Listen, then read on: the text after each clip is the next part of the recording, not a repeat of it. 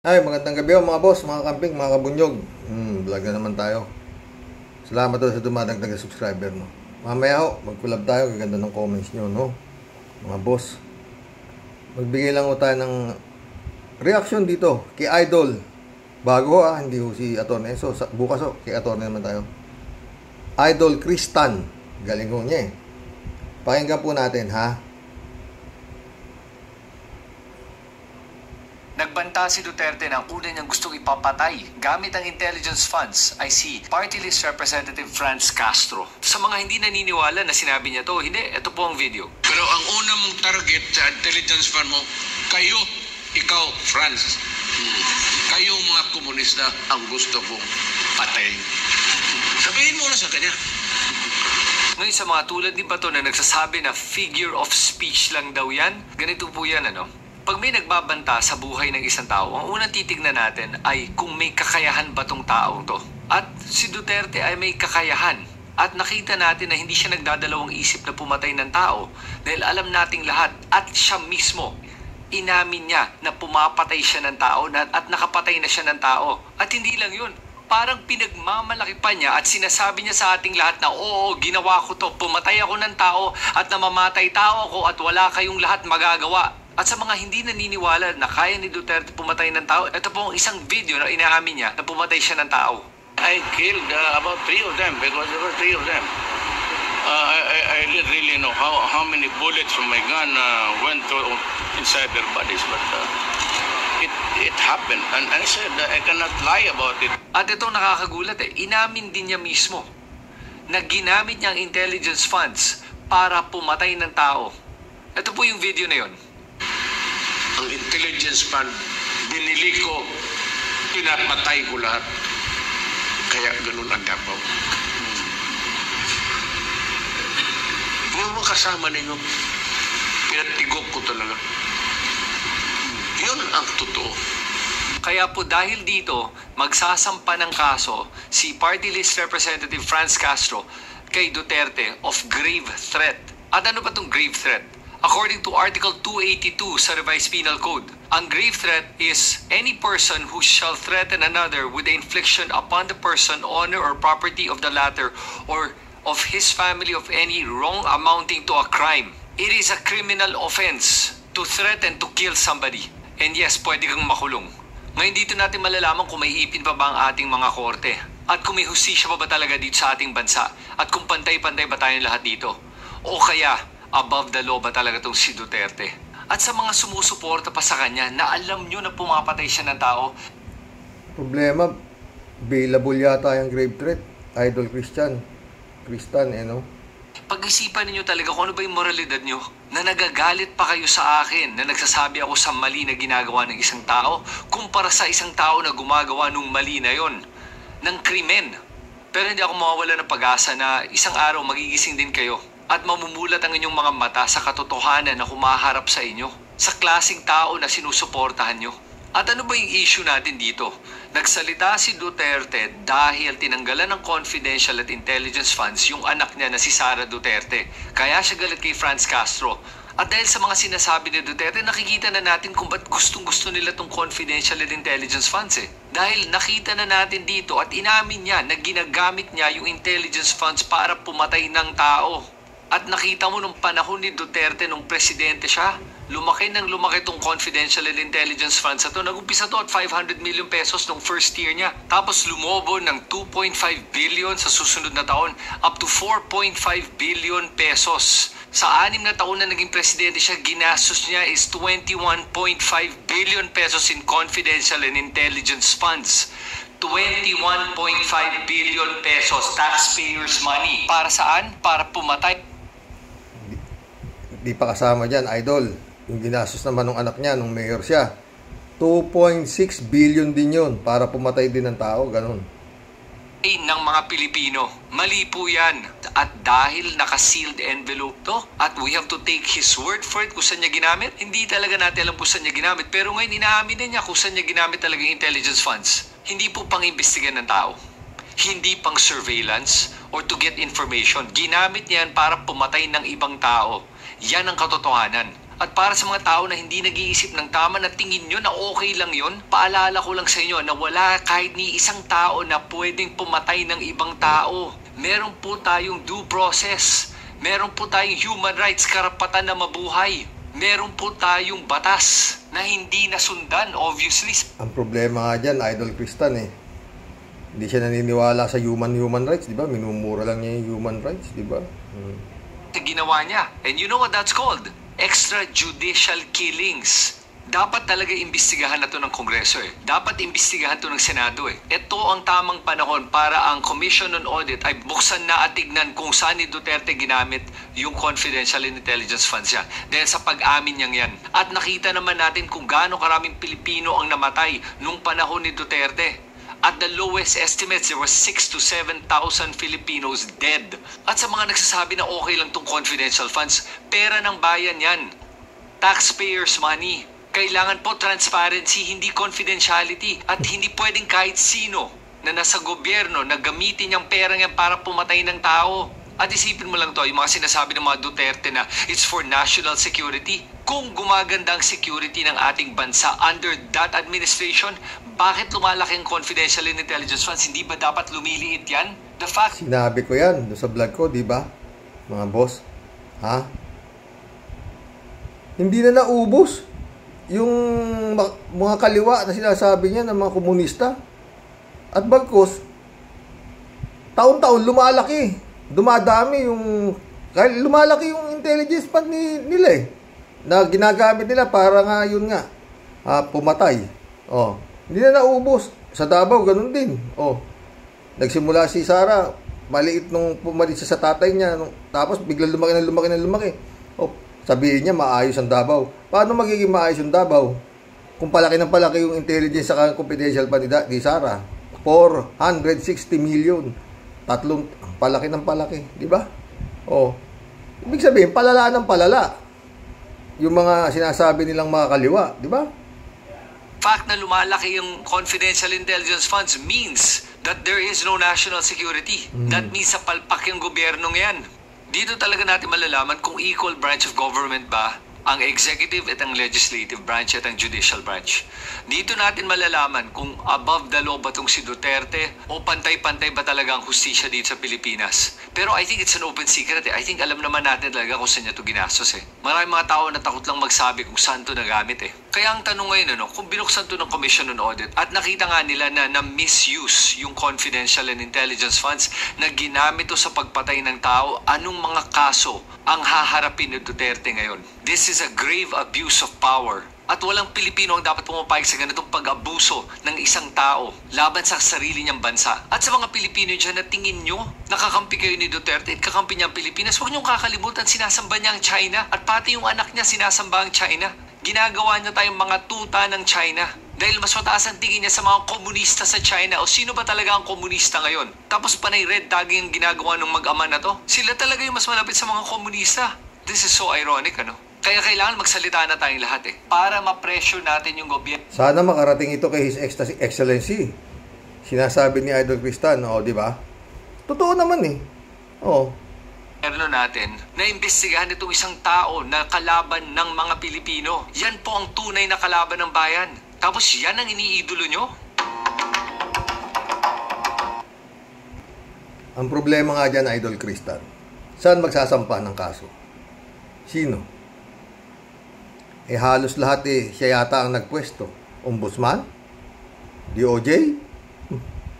DOJ nga, galit na galit si Rimulya. Ayaw niya papasukin ng ICC dito. Para imbestigahan si Duterte. Mismo si Excellency, ganun din. Lahat sumuporta sa kanya dahil siya masasabit siya. Alam nila sasabit di ba mga boss? Ang problema dyan, yan. Diyan makikita ngayon talaga mga boss, mga sir, kung may pangil pa itong gobyerno na to labang kay Digong o sunod-sunuran lang talaga. Kasi binababoy na nga Mantakin mo yung Kongreso kanina panood ko kay Atty. Pilipitin daw niya yung liig nung lamukusin ang bunganga. Yun ang sinabi niya kanina Napanood ko rin yun. Napanood ko yun. Yung kausap niya si Kibulog, silang dalawa naglulukuhan. Alam niyo no to? Naghahanap si Duterte, wala raw oposisyon. Bakit tahimik daw oposisyon? Ganun ito. Mahirap na. Paano kung biglang may natumba? Pakakasalanan niyo oposisyon? Di ba? Kagaya nangyari kay Kapersi. Biglang natito na agad si Kibulog. MPA ka tumira kay Kapersi. Ginawa raw sacrificial lamb si Kapersi. Magaling tong expert ho itong grupo ni Duterte sa Saywar. Yan o, totoo. At pumapatok naman sa tao. Gaya ng nakaraang eleksyon, di ba? Gusto ko bago ako bumaba, makakita ako ng malinis na eleksyon. Subukan ninyo mandaya. Sabi ko tapos na. Wala na to. Mas madali pa sa kabayo lumabas. Sumuot sa bursang karayom kaysa may manalo na oposisyon. Buti nga nakalusot pa si Risa Ontiveros, di ba? Ganon din yan ang mangyayari ngayon itong 2025. Hanggang yung smart magic na yan at ang Comelec magka-tandem. 100% po yan. Napanood ko kanina masyadong mahigpit si Garcia sa barangay election kay Attorney Claire Castro. Pero yun nga, sabi niya, paano nakatakbo yung mga convicted, yung mga may kaso? Bakit pinayagan ng Comelec? Yun ang tanong. Gaya na sabi ni Kapersi, yung Comelec na yan, pagdating na eleksyon, maski na tag-init, tag-ulan dyan, tag-ulan ng pera. Yan to, ang titignan lang ho dito yung galaw ng Kongreso nila Martin Romualdez at saka na itong si His Excellency, no? Pag pumayag siya, diba? Kongreso pinagdududuro lang ni Duterte. Speaker Romualdez, pinagdududuro lang ni Duterte. Di ba? Pag pumayag yung alam nyo, last say dyan, si His Excellency pa rin, di ba? Kagaya nung ginawa niya na itong MIF na to. Itong Maharlika investment scam na to, ginawa niyang urgent. Pasado, pinagpuyatan ng Kongreso. Panasa. Kaya pwede niya rin yan na ipasa na nila na para yan. Pag hindi nila yan talaga inaksyonan at hinayaan lang nilang ganyan sila niyan, may kinatatakutan talaga sila kay Digong. At ito naman mga boss, sana walang kung anumang mangyari. Hindi gaganyan si Digong ng ganun-ganun lang. Sobra naman tapang nilang mag-ama. Parang ang tawag nga untouchable. Kongreso.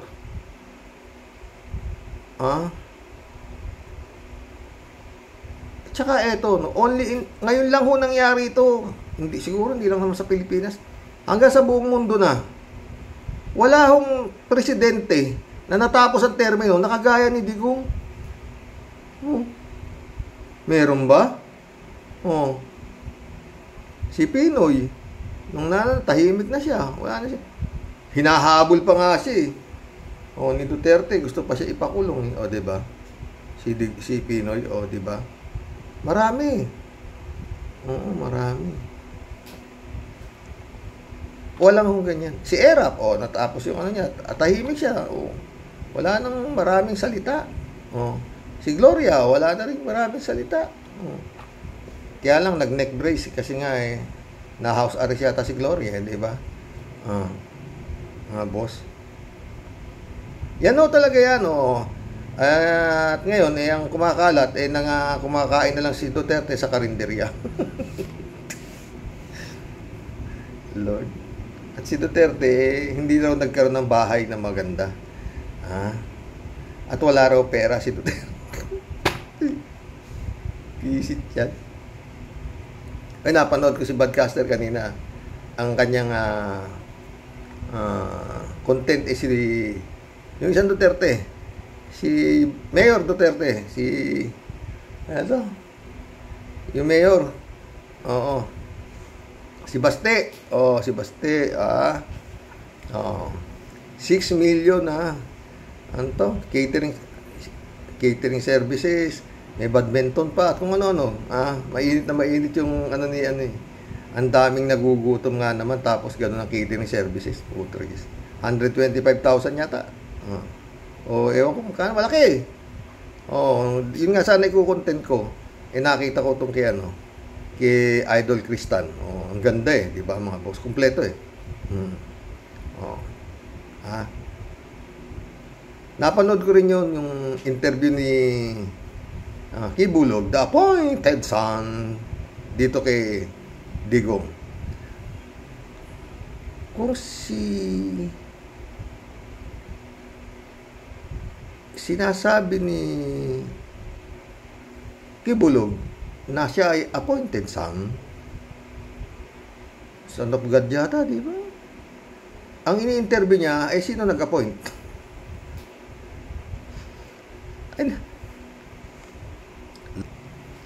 Appointed son of God daw siya.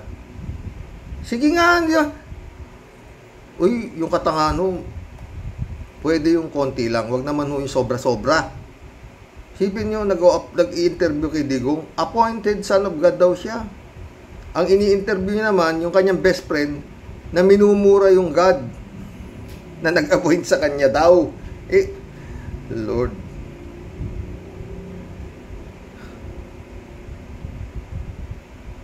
Kaya ako, pag ganito ng ganito, makakita ko lang na maayos na itong aking mga iiwan dito sa lupa. Talagang ayoko na rito.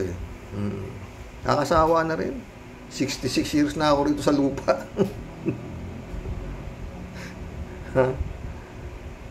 Gusto ko nang makita kung meron langit. Hindi ako sa nagmamayabang. Wala akong pinakamababaho talaga yun. Kung totoo is nasabi, pero yun nga parati ko sinasabi, ito rin ang paraiso. Dahil nga, pagka marami kang pera, at mabait kang tao, kumita ka ng maayos, negosyante kang maayos, lahat ng sarap sa buhay, magiging sa iyo.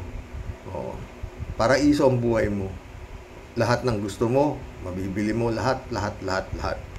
Ito rin ang impyerno, dahil nagkalat nga ang demonyo, na nagpapanggap pa na sila ay makadiyos. Busy talaga itong, ayaw ko, mga boss, no? Mag-collab na po tayo. Gabi na. 6:30 na dito sa Pilipinas.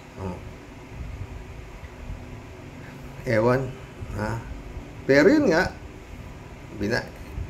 ewan ko kung paano may naniniwala pa rin dito sa dalawang itong magkumpare na ito, isang appointed son of God at isang minumura yung nag-appoint doon sa nag-appoint doon sa anak ng puto. Ewan, sinasabi ko, ito pinakagrabing nangyari sa Pilipinas. Ito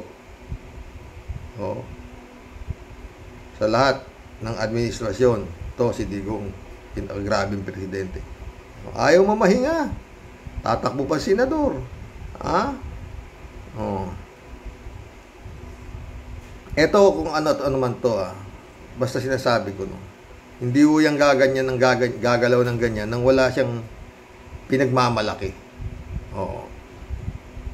Na matakin mo, speaker, biray mo yung speaker, biray mo yung ewan ko sino isa na anuhin daw niya, nakalimutan ko parang tagasalita yata ng kongreso. Pilipitin daw niya yung bunganga Hindi ho yan gaganyan. Wala ho yan sa pwesto para maging ganyang katapang di ba? na kay His Excellency na talaga ang desisyon dyan. Oh. Di ba mga boss? Kulab na ho tayo. Basta yun lang ho yan mga boss. Si Duterte ho, kaya ho ganyan yan, may hawak ho yan alas. Hindi ho natin alam kung ilang alas, no? Kung kwadro alas na naman, kagaya nung nangyari nung eleksyon. Hawak nila lahat ng alas. Comelec, logistic, tawag dito, kapulisan, lahat kanila. Walang nakaporma. Anong bot-buying, ha? Yeah. Lantaran di ba mga boss? Anto, Roberto Lanusa. Shout out ha. Ang bago to Welcome to the club.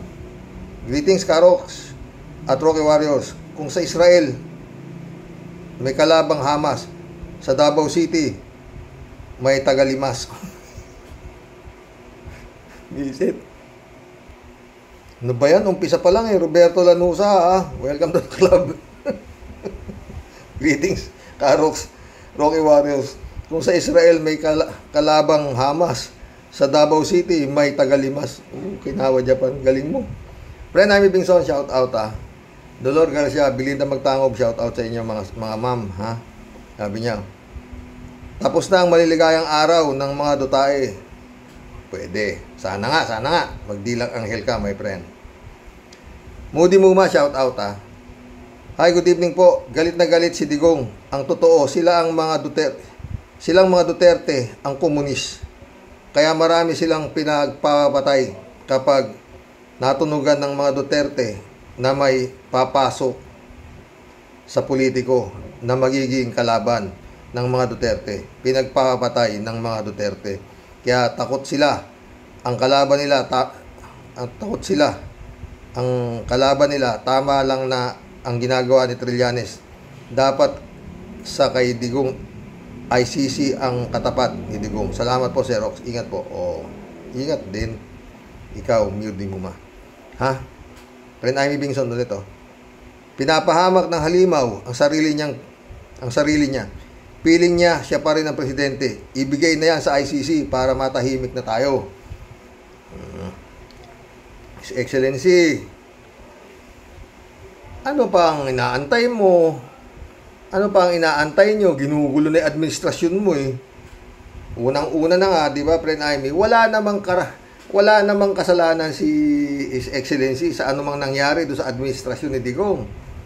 Yung mga EJK na yan, lahat-lahat, wala naman siyang kalalaman dyan. Bakit sinasangga niya? Yun ang dyan, yun ang basehan dyan. Oo. Diba?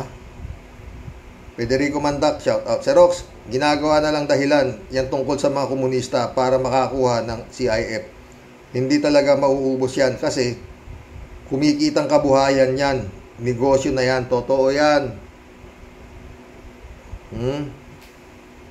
Basta sana. Pero yan, hindi gaganyan yan. Maniwala kayo. Sana nga hindi. Sana mali ako. No? Sana hindi maging madugo. Yan tapang na yan, Diyos me. May something na yan, may hawak yan. Friend Amy Bingson ulit Kaya totoo, hindi Roque. Malinaw na ebidensya para makulong siya na isa siyang mamamatay tao. Inamin naman niya, di ba? Galing nung Kristan, Galing din nung Christian Isguera, galing din Atty. Enzo, galing din ni Badcaster. Lahat magaling. Atty. Toto Kausing, shout out, Mab, shout out, Mab. Librado Ludovico, shout out. Blessed morning, Roque, and to all Roque Warriors watching from Edmonton, Alberta, Canada. God bless po, stay safe and healthy. Tawa siya. Ang isda ay sa bibig nahuhuli. Teka, bakit hindi ka mapikon kay Inday Tambaluslos? Ay lintik, makalimas ng pera ng bayan. Shame on you, Durian Dutae. Anak niya kasi yun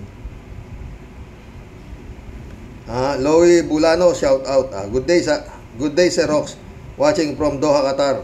Ulyanin talaga si Tandang Dutae. Hindi niya yata alam ang mga pinagsasabi niya.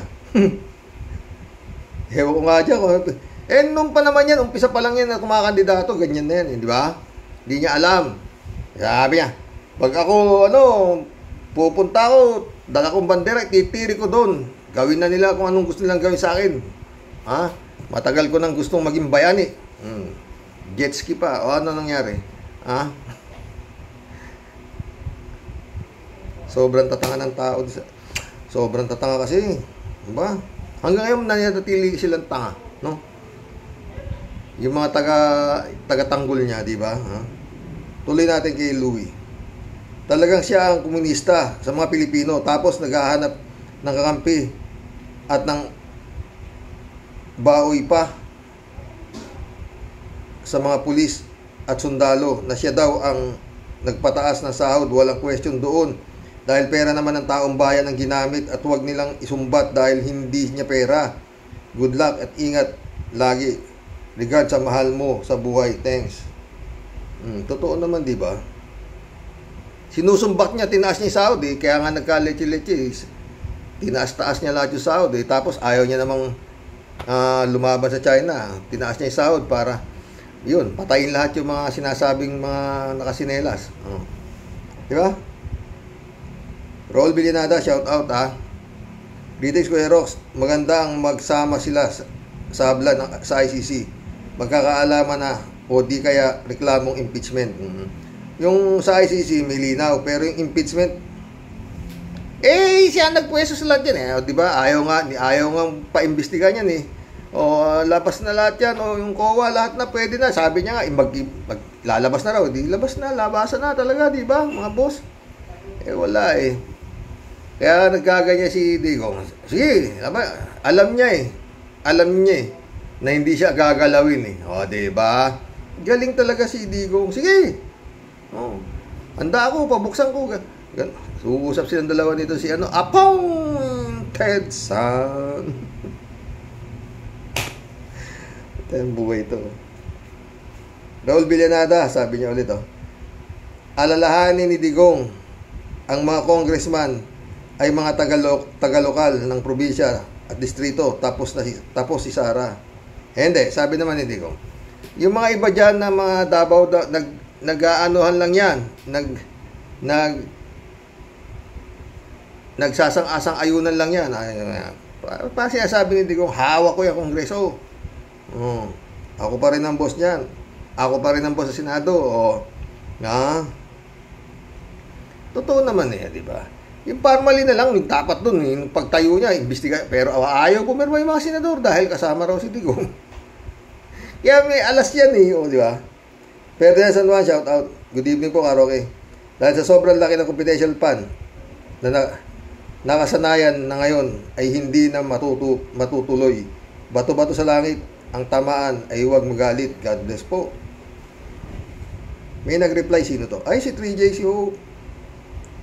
Sabi ni 3J Show, galit na nga tawa-tawa siya tulong-tulong na nga sila para kampihan si Sarang walang AIDS, pero malay natin sa Senado, ang Senado mukhang di believe kay Romualdez. Baka may ibigay ang confidential money ni Sara. Nako, paano na yan, Sir Rox, alam mo kung meron tayo sinasabing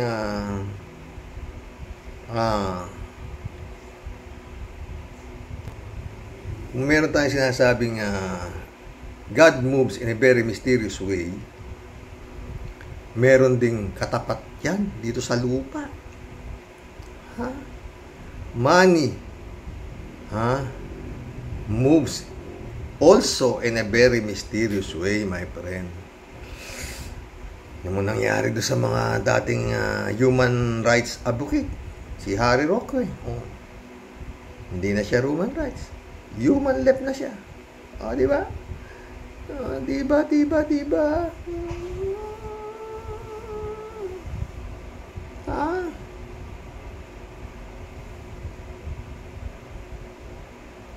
Kaya nga sinabi ko sa isang vlog ko, Lord, pababain mo na po yung 7 anghel. kailangan na po sila dito sa mundong nilikha mo. Masyado na hong maraming tanga, marami na hong masama. Ari, shout out. Sabi niya, talagang hindi mauubos ang sinasabi ni Digong na MPA sa Davao o masasamang tao na ipinapatay nila, lalo na kung ito ay bungang isip lamang. Ayun, galing talaga ni Aris. Totoo yan, katang isip na lang yung mga yan no? Baka sila pa nga dyan Sila na may hawak dyan diba? Pag gusto nilang magulo, sige, guloyin nyo. Pag nakakuha na nila yung gusto nila, manahimik na kayo. Yes, boss. Bodyguard kayo sa akin. Diba? Ganun yan palagi ko Tuloy natin si Aris. Ngunit ang hindi bungang isip dito ay ang confidential fund na madali nilang inuubos. Kaya naman sabi ni Tony Enzo, patay si Digong kung aprubahan ang kahilingan ng Kamara na tanggapin na ang ICC para imbestigahan ang mga sangkot sa EJK. Sana nga pumasa ito sa Kamara at aprubahan ni Marcos. Doon mo makikita talaga kung pero talagang wag na sana sila sumama sa tanga, no? God moves in a very mysterious way. Doon na sana. Wag na yung money moves in a very mysterious way. Dalawa lang yan ba? David Alvin Mendoza, shout out. Hi Karoke at sa mga Rocky Warriors. Gandang gabi po. Mas masarap pong manood na lang muna tayo ng mga nangyayari sa unit teams. Sila ngayon ang naglalabo-labo para makaposisyon sa 2028. Ito naman si Digong, sumasausaw pa. Dapat sa kanya makipaglaro na lang ng aheadress, dama o sungka kay Manong Enrile. Hindi na yata kay Digong mag night duty na lang sila, di ba? Dami. Ay, nako. Ramon Valencia, shout out. Good morning, bossing. Sobrang laki ng kupit densyal, no? Kupit densyal, meron ba? Ano kaya ang meron sa Davao? Hindi si Kim ang gumawa ng script na yan. Binabasa niya Di ba may gumagawa niyan? Pinagtutulungan niyan ni Shoke at Butiki. Aris ulit Sabi niya, mahigpit pa lang ngayon ang COMELEC sa eleksyon ng mga barangay. Ang sabi daw ng COMELEC, pag may tumakbong kandidato na pamunuan ng barangay at ang taong ito ay may kaso o nakagawa ng anumang labag sa batas, tulad ng pagnanakaw, hindi pagbabayad ng buwis, paninira at pagkapwa at iba pa, kailangan daw diskwalipikahin sa pagtakbo ng taong ito. Kaya sabi ni Tony Claire Castro, galing ito, napanood din pa. Kukontent ko rin sana yun pero kinontent ni I.M. Shane yung isa Tuloy natin to. Atty. Libayan, matapang lamang ang COMELEC sa level ng barangay. Bakit sa national noong nakaraang meron silang pinayagang tao na ngayon ay nakaupo sa pwesto, ngunit siya ay hindi nagbayad ng buwis at convicted pa ito? Hindi lang yan namili pa ng boto. Bakit nga ba? Ay ambot sa imo. Ngayon tuloy ang may sword of Damocles na nakabitin sa ulo. Totoo yan. Galing mo talaga, Aris ka. Yun nga sinasabi pa nga, di ba, ni Justice Carpio na hindi yan po pwede, disqualify yan. Si COMELEC,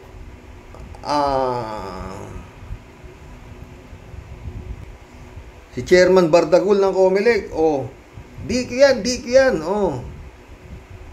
ba? Kim Inares, yung BIR chairman, wala payag yung si COMELEC, di ba?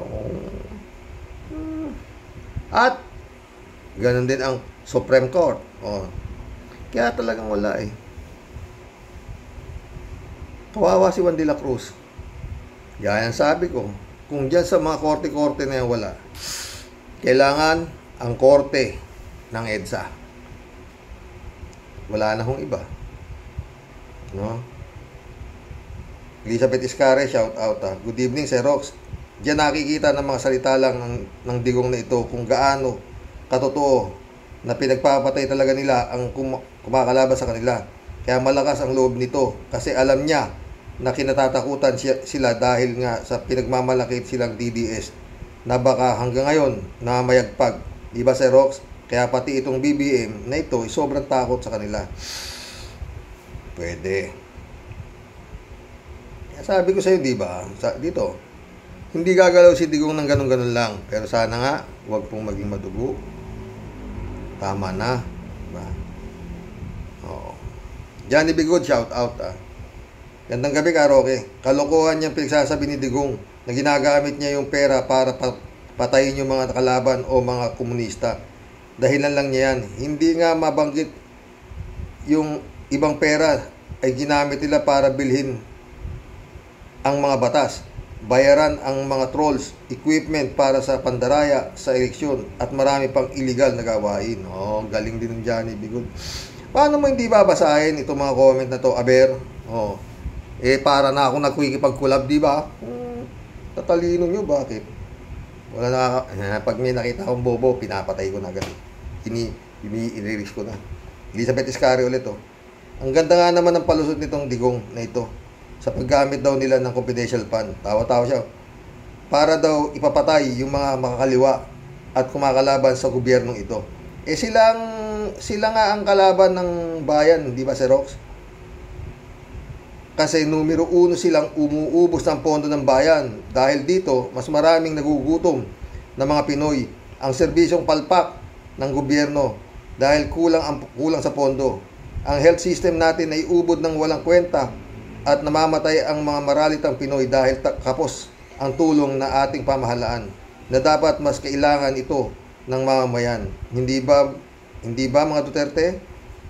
At hindi dyan para ipapatay ang taong kumakalaban sa inyo. Ay nako, kakalungkot at kawawang mga Pinoy. Totoo yan, Elizabeth Iscare.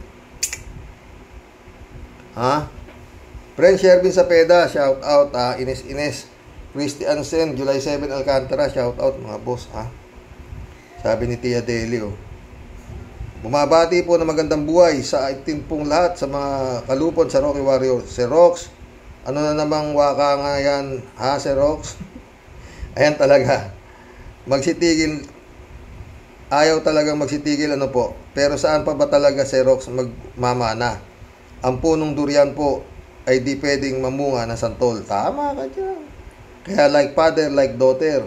Tama ka talaga, Sir Rox. Bakit waka nga na umaagos po na galing sa balon na katakot-takot na pera hanggang ngayon? Di po sila maubos-ubos. Yung kanilang mga kalaban daw.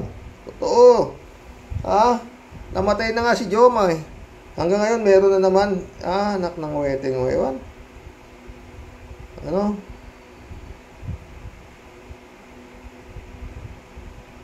Yung kanilang mga kalaban daw, parang pumapatay lang po talaga sila ng hayop. Pera lang lagi ang katapat. Pag kontra ka, tsugi ka.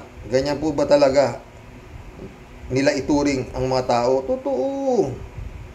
Pag di ka nila gusto, lusot ka sa sako. Walang kamatayan. Walang kamatayang fans, puro fans, mga walang kabusugan, Sir Rox. Yan po ba ang mga sinasamba ng mga dayukdok at uto-uto? Yan nga. Ha?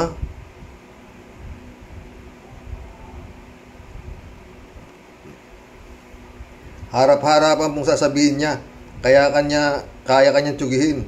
Parang pelikula lang, isang bala ka lang. Totoo. Siya na po ba ang bagong Panginoon? Siya, kasi nga, minumura lang niya yung nag-appoint kay Kibulog, di ba? Pero puro po mga Pilipino lang kanyang kaya nilang sindakin, takutin. Pero pagdating po sa mga Echengwa, bahag buntot, di makapalag, di makaporma, atapang atao. Pagdating sa Echengwa, bilis at takbo. Totoo. Piting ko yung lubot mong kulubot, makita mo. Hoy! mga pahirap at mandarambong ng bayan, magsitigil at manahimik na kayo ha. Bilyon-bilyon na nga nakatago ninyo somewhere, di pa talaga kayo makontento. Anak ng hinayupak na manananggal po talaga si Rox. Yan po ba ang isinisigaw nila, bagong Pilipino? Diyos ko po Lord, sabi niya. Nakakasuka po, nakakabalagtik sigmura yung mga taong panatiko. Sobra silang sinasamba dahil sila po ang may mga reyna at hari ng mga kawatan. Yan po ba ang gusto nila na mamumuno? Yan ang gusto ng mga tanga. Oh. Tignan mo naman yung survey ha. Alagang-alaga sila ng survey. Kayang-kaya silang patayin. Nililimas na at ninanakaw ng kaba ng bayan pero okay lang. O di wow, pagbulbuhulin silang lahat at itali silang gaman, ibitin ng patiwarik. Mga buwakang hinayupa kasama na mga pinuno. Kinam, galit na naman. Makalayas na nga ulit si Rox. Baka di na naman ako makapagpigil. Ituloy ko na talaga magbigti sa puno ng kamatis. Kinam. Mga buwisit. Good night po sa lahat. Palaging dasal si Rox. Ingatan tayong lahat ni Lord. Huwag sumamba sa peking Panginoon. Sa inyo pong lahat ay tapat at di mambubuaya. Di kayo tsutyugihin. Ang inyo pong lahat tunay na nagmamahal. Ang makulit but sweet, but super sweet. Ito po ang inyong Tia Deli.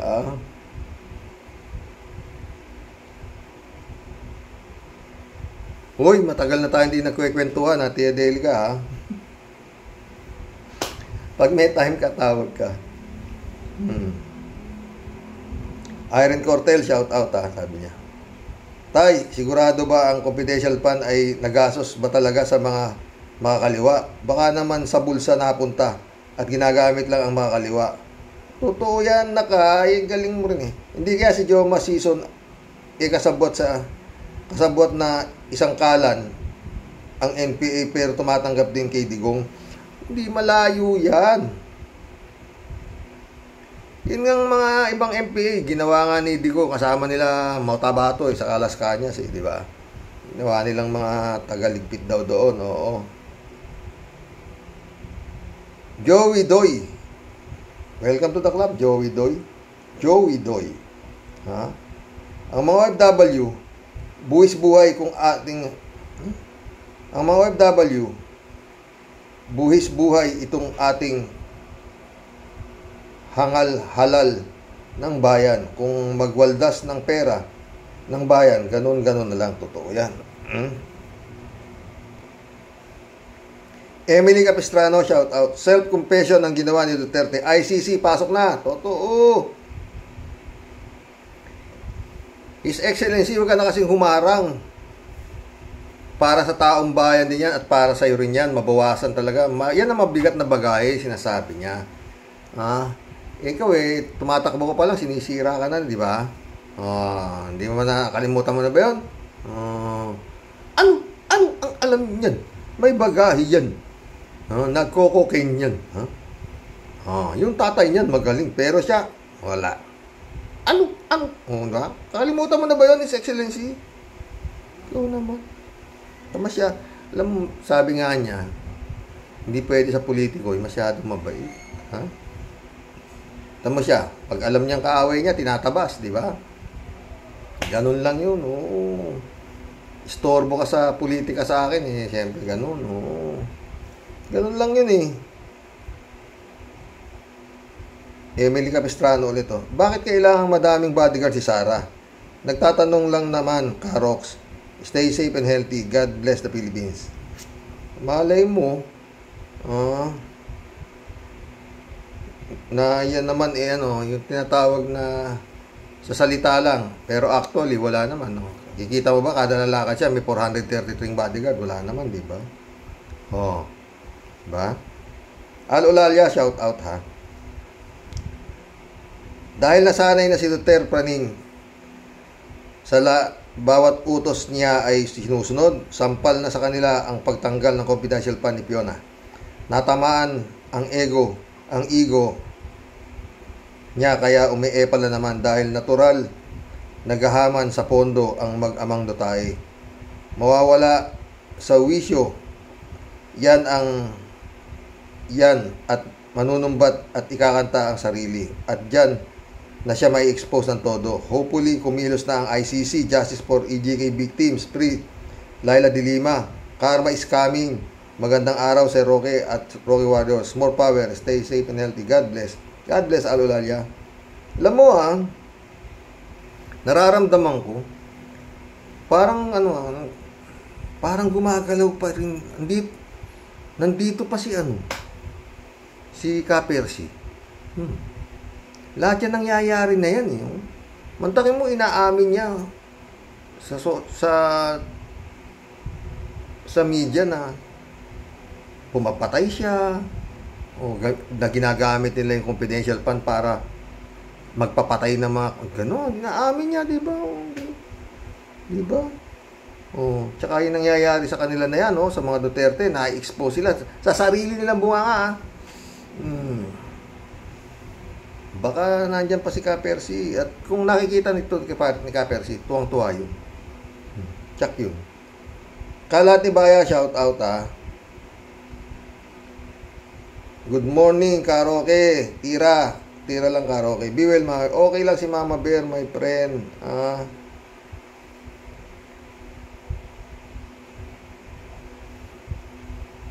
Akira Milu, shout out. Enjoy your weekend. Thanks, sabi niya. Sasagutan naman sila. Ito. Tonic. Shout out, Tonic. Sabi niya.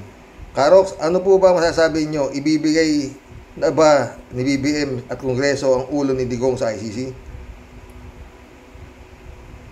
Pag hindi nila binigayan, napakalaking na yan, Hindi na sila normal. Binababoy na yung administrasyon niya Puproteksyonan mo pa? Tanong ko to, Tonic, ikaw, ano sa palagay mo? Ano sa palagay mo? Ako sa palagay ko, bibigay. Kasi masyado ng bagahe. Sadya Panza de la Brocha, shout out User, shout out, sabi niya. Nagmumukha na ngang champoy sa galit Si Akira, sabi niya. Magandang umaga po dyan sa araw ng Sabado, watching now. Salamat. Joe Flores, my friend, shout out. Saan ka na naman? Meno po, shout out Boyong Kong Balong, shout out. Emmanuel Escalona, shout out Adorasyon Timaranan, Mirna Regalado, shout out sa inyo mga boss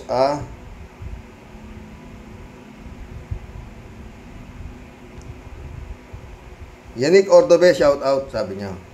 Ganyan kasugapa sa confidential fund ang mga Duterte, ginawang bread and butter. Alibay nilang palagi, NPA, Commander Parago Bayon,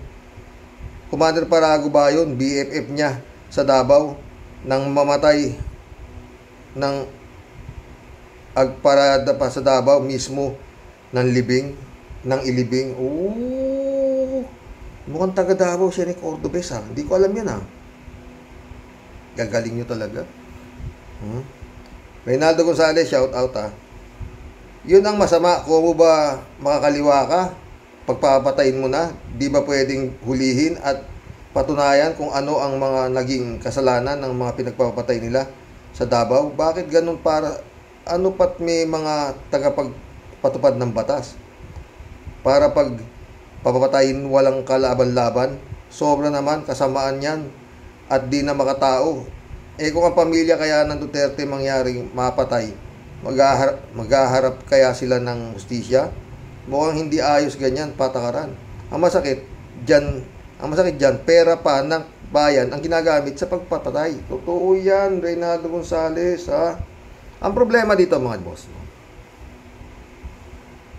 lalo yung mga yung mga namatay ng war on drugs, grabe, ang dami naman. Hindi naman nung mga panahon kasi nitong war on drugs si Duterte, papakiramdam ko pag nakita yung itsura ng isang binata, alam mo mga uso yung mga pahikaw-hikaw ganyan, lalapitan ka na.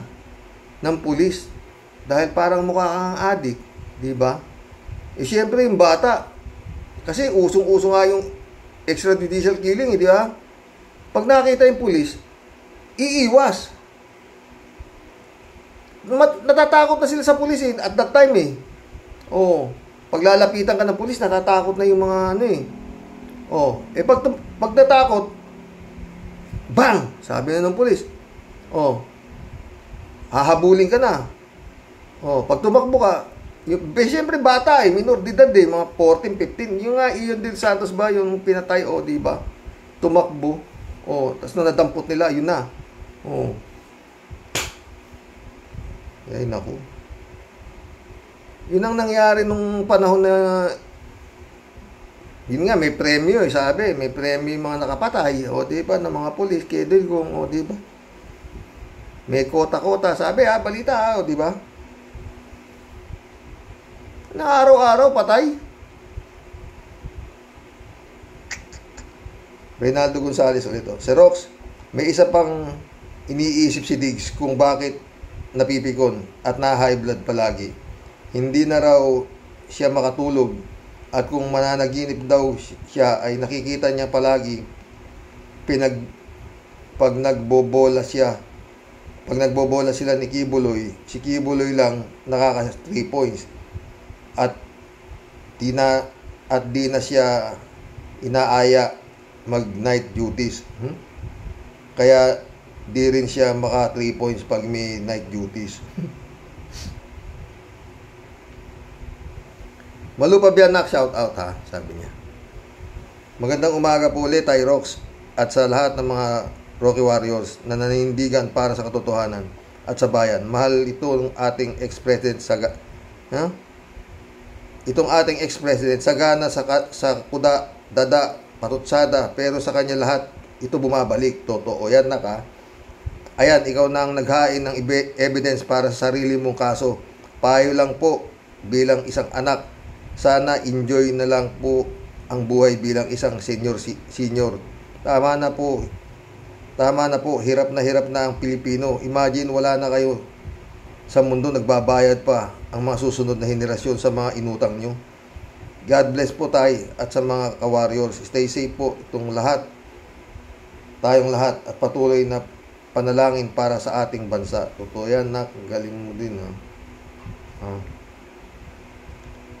Itong si Digong, hindi na nga siya pinabayaan na nga ni His Excellency kung ano man ang nangyaring korupsyon ng panahon niya eh. Bumibira pa, gusto niya pa rin na masunod, no? Grabe, no? Manta kami nangyayari sa West Philippines, binubuli, pero wala ka marinig sa mga Duterte, sa kanilang mga mawala. Oh, meron ako narinig, yon si Sara. Awaching king tong wari, kitang tong. Hindi mo na maintindihan kung ano sinasabi niya doon sa incheck, diba? Nag-aaral mag-incheck si Sara. Bumabati sa mga kung anong dapat na nagtatranslate sa incheck, no? Galing si Sara mag-incheck, no? Di naman bagay sa kanya incheck, no? Ewan. Cassandra Daisy, shout out ha. Breaking news kay Bloodcaster. Pati anak ni Digong nyo na si Baste ay gumasos ng 6 na milyon para sa pagkain at badminton para sa ilan. Pambayad sa mga bubutante sa Davao. Oo, yan. Napanood ko, Cassandra Daisy, napanood ko.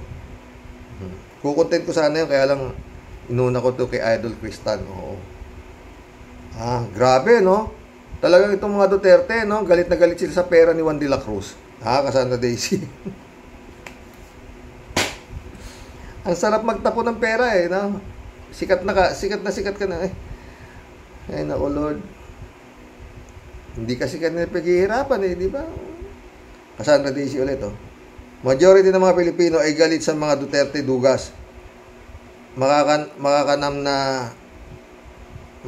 na si Trillanes. Makakaliwa tulad ng Makabayan Black at makasentro tulad ni Romualdez. At mga kakamping ay sabay-sabay ng binabantayan ang mga umubos ng pera natin. Cassandra Daisy ulit, oh. Ang galing ng analysis mo tungkol sa NPA. na bakit hindi nauubos ang mga NPA. Totoo. At lalong dumadami, di ba, Cassandra? Kasi nga, palaki ng palaki yung confidential fund saka intelligence fund nila na ginagamit nga naman daw nila sa pagpapatay ng mga NPA.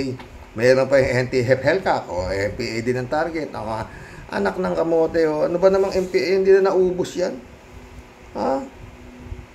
Sumagot si 3JCO po. Siyempre, di wala na silang pagkakakitaan. Totoo. Yun ang ginagamit nila. Yun ang bread and butter nila, NPA, ganun.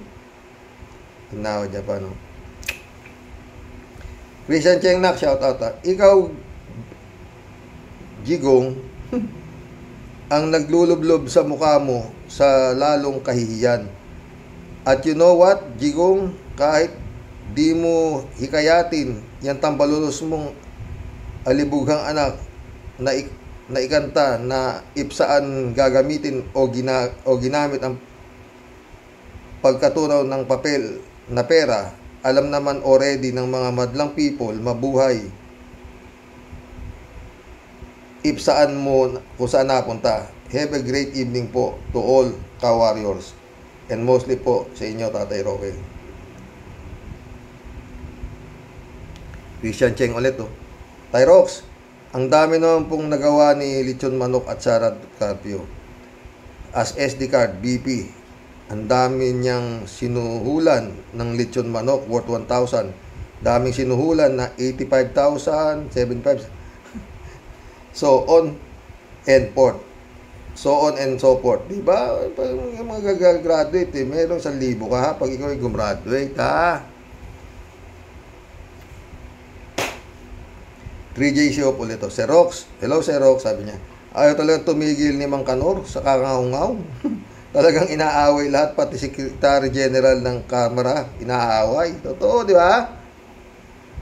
Pag nainis lalo ang mga congressman, congressman, mababawasan ng suporta ni Sara. Dapat nang iipon sila, nag-iipon nga sila ng maraming kakampi, pero si Mang Kanor, sige lang na sige. Totoo, may matapang si Kanor sa Pilipino.